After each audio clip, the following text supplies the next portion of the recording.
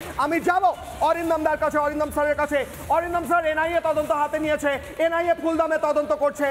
একদিকে internal threat, আরেকদিকে external threat, ভেতরে একটা বাইরে। আমি স্যারকে জিজ্ঞেস করছিলাম বাইরের থ্রেটের বিষয়। এই কাশ্মীরের ভিতর বসে থাকা কিংবা আমাদের পশ্চিমবঙ্গের ভিতর বসে থাকা এই দেশের শত্রুদের এখন এই মুহূর্তে নিউট্রালাইজ করে ধ্বংস করা কতটা জরুরি স্যার বলুন। দেখুন, আপনারা বোধহয় জানেন যে ন্যাশনাল ইনভেস্টিগেশন এজেন্সি যে তথ্যটা আজকে জোগাড় করে আজকে মাননীয় প্রধানমন্ত্রী বা আমাদের কনসার্ন অথরিটির কাছে সাবমিট করেছে, সেটা 6 পাতার। এবং সেই 6 পাতার যে করোবোরেটিভ এভিডেন্স স্যাটেলাইটের মাধ্যমে বিভিন্নভাবে যে জিনিসগুলো পেয়েছে ভয়ঙ্কর, এবং এখান থেকে স্পষ্ট প্রমাণিত, এটা হচ্ছে ক্রিস্টাল ক্লিয়ার যে পাকিস্তানে বসে তারা কিভাবে ইনস্ট্রাকশন দিয়েছে, এবং সেটা আজকে সারা বিশ্ব ঠিক। এবং আমি আশ্চর্য হয়ে যাচ্ছি, সেই ইরান আজকে হামাসকে আজকে নাকি সাপোর্ট করছিল, সেই ইরান গতকালকে কিন্তু প্রধানমন্ত্রীর সাথে ফোনে কথা বলে তার পাশে দাঁড়াবার একটা ইঙ্গিত দিয়েছে। আমি একটা জিনিস জানতে চাই যে আমরা বোধহয় পাকিস্তানের ইতিহাসটা ভুলে যাচ্ছি অনেকে। সেই ভুট্টোর হত্যা, তার সব মেয়ে যে আজকে প্রধানমন্ত্রী ছিল তার হত্যা, মুশারফকে কিভাবে আজকে পালিয়ে যেতে হলো, ইমরান খান আজকে জেলে।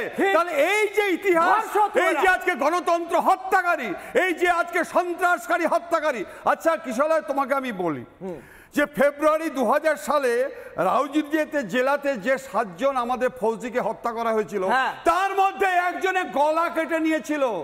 কজন ভারতবাসী আজকে চিৎকার করছেন, কজন আজকে রাজনৈতিক নেতা চিৎকার করছেন, অনেক কথা বলছেন। যখন গলা কেটে নিয়ে যাচ্ছিল তার সম্বন্ধে আপনারা নীরব ছিলেন। দিনের পর দিন একের পর এক মানুষকে মৃত্যু করছে, তখন আপনার রাজনীতি করছেন, তখনও আমার দেশের কথা চিন্তা করছেন না, তখনও আমার ভারতবাসীর কথা চিন্তা করছেন না, তখনও আমার সৈন্যবাহিনী যারা দিনরাত অক্লান্ত পরিশ্রম করে আজকে লড়াই করছে, তখনও আপনার হিন্দু মুসলিম দেখছেন। ভারত মাতার বীর ভারতবাসী, ভারত মায়ের মধ্যে থাকা প্রত্যেক ভারতীয় সন্তান আজ লড়াই করবে স্যার। আমি তোমাকে বলি যে পাকিস্তানের যে জনসংখ্যা সেটা হচ্ছে মাত্র, তুমি দেখে নাও, 28 কোটি। আমার ভারতবর্ষে মুসলিম যারা থাকে তারা হচ্ছে কি 36 কোটি। তারা পর্যন্ত আজকে হাতে হাত মিলিয়ে দিয়েছে। ভারতে আজকে 140 কোটি, তাদের মধ্যে 2 কোটি বাদ দিয়ে দাও বিশ্বাসঘাতক, কিন্তু বাদ বাকিরা সবাই কিন্তু আজকে আমাদের ইন্ডিয়া গভর্নমেন্ট এই যে এনআইএ কে দিয়েছো, এনআইএ কে অসাধারণ কাজ করেছে। এবং যে তথ্য প্রযুক্তির মাধ্যমে যেভাবে আজকে তদন্তটা করছে, এই তদন্তের থেকে কিন্তু বেরিয়ে আসা মুশকিল। এবং সারা বিশ্ব মিলে আজকে যে পরমাণু বোমা যা করছো, ওরা অ্যাটেম্প করার আগেই কিন্তু আজকে নিক্ষেপ করে ধ্বংস করে দেবে। অতএব আমরা, আপনি বলছেন পরমাণু বোমা চালিয়ে দেওয়া উচিত, দরকার পড়লে চালিয়ে দেওয়া উচিত? নিশ্চয় না, আমি বলছি যে ওরা যে থ্রেটটা করছে, আমাদের পরমাণু বোমা রয়েছে, আরে ভাই সে সুযোগ পাবে কি করে? তার আগেই তোমাকে শেষ করে দেবে, তার আগেই তোমাকে সমুদ্রের তলায় ভাসিয়ে দেবে।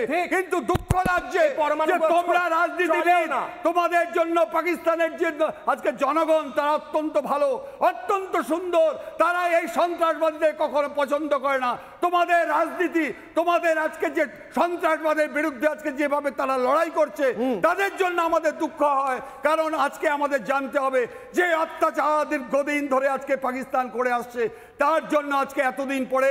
এবং থ্যাঙ্কস জানাই আমাদের ভারতের প্রধানমন্ত্রী সহ ইন্ডিয়া গভর্নমেন্টের প্রত্যেককে, যারা আজকে এই অসভ্য বর্বরের বিরুদ্ধে আজকে রুখে দাঁড়িয়েছে। এবং ফলে 140 নয় 138 কোটি মানুষ কিন্তু আজকে সৈন্য, তারা কিন্তু আজকে সৈন্য রূপে আজকে আমরা দেখতে পাচ্ছি প্রত্যেকে। এবং শেষ করছি, তোমরা কাশ্মীরে বলছো আজকে সাধারণ মানুষের হাতে আর্মস দিয়ে দিচ্ছে। শোনো ভাই, আমরা থানায় থাকতে ডাকাতি বন্ধ করার জন্য আর্জি পার্টি করতাম, এবং তারা বলতো স্যার রাইফেল পাবো না, আপনি আমাদের লাঠি রাখার সহযোগিতা করেন, লাঠি রাখবো।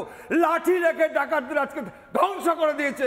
অতএব পাকিস্তানের জনগণ যেভাবে অর্থনৈতিক আজকে ধ্বংস করে দিয়েছে, যেভাবে আজকে ঘোষ শহরটাকে মেরেছে, যেভাবে আমার বিএসএফ এর জন্টু শেখকে মেরেছে, এটার আমরা তীব্র প্রতিবাদ নয়, সারা বিশ্ব আজকে জেগে উঠেছে। অতএব এটার পরিসমাপ্তি হচ্ছে পাকিস্তানকে ধ্বংস করতে হবে। পাকিস্তানকে একদম ধ্বংস করে গুঁড়িয়ে মাটিতে মিশিয়ে দিতে হবে না, এটাই হতে চলেছে। নানা ধরনের কন্টেন্ট দেখার জন্য লাইক করুন, শেয়ার করুন আমাদের ফেসবুক পেজ, সাবস্ক্রাইব করুন আমাদের ইউটিউব চ্যানেল। পাশাপাশি অন্যান্য ব্রেকিং নিউজের জন্য অবশ্যই চোখ রাখুন রিপাবলিক বাংলায়।